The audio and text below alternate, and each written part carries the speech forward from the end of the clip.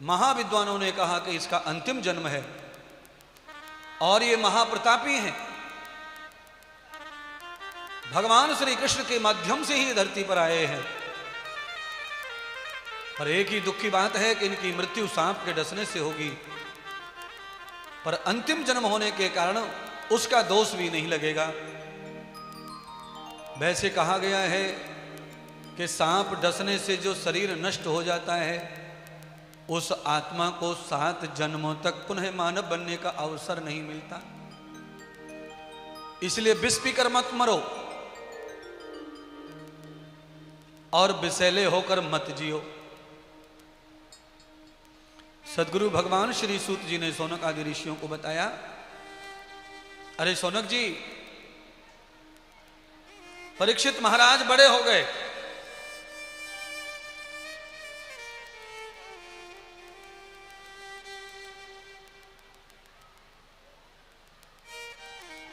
धृतराष्ट्र और गांधारी को लेने के लिए भगवान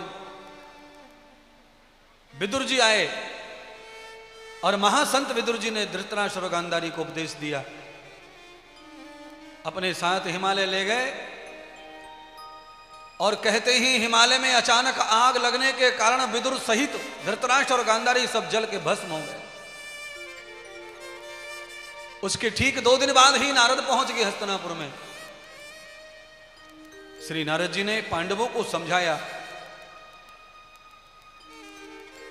जिस प्रकार से धृतराष्ट्र गांधारी को लेने के लिए विदुर आए थे,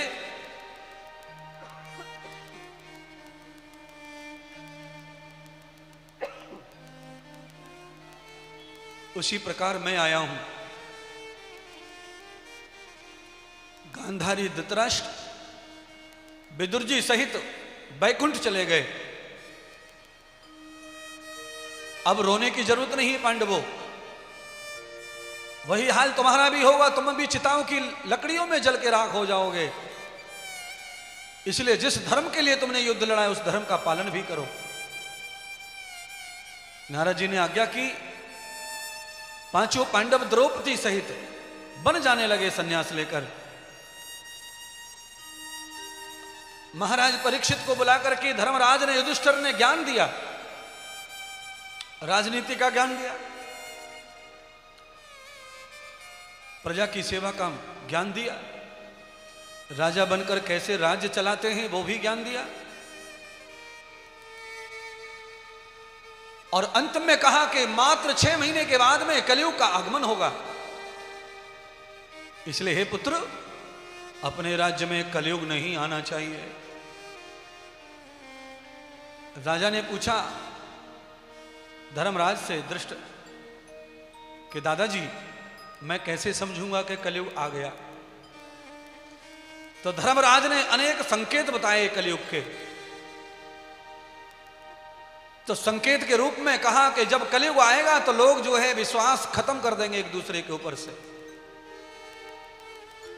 घर के घर में ही सास बहू से चाबी लगाएगी अलमारी की और सास से बहू चाबी लगाएगी अलमारी की। एक ही घर में ताले ताले हो जाए तो समझ लेना कलयुग आ गया पूरी तरह से। फोन के मोबाइल के भी ताले लग जाएंगे, बाप को पता नहीं बेटे का, बेटे को पता नहीं बाप का, सब लॉक लॉक लॉक हो जाएगा। घर में खाने के लिए चूहों को भी दाने न होंगे पर ताला जरूर लटकेगा। कलयुग जब आएगा तब मोबाइल में भी लॉक आ गया है। राम जय हो कलयुग। और घर के घर में लॉक।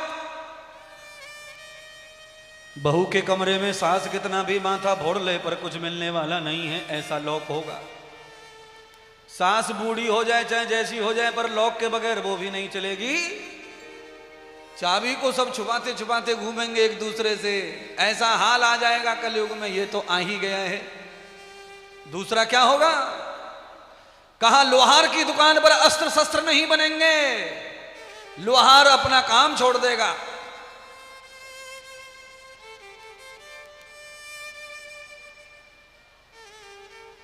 ऐसे रसायन के हथियार बनेंगे कि एक छोड़ दिया पूरी दुनिया को नष्ट कर देगा। कलयुग जब आएगा अस्त्र और शस्त्रों के युद्ध समाप्त हो जाएंगे।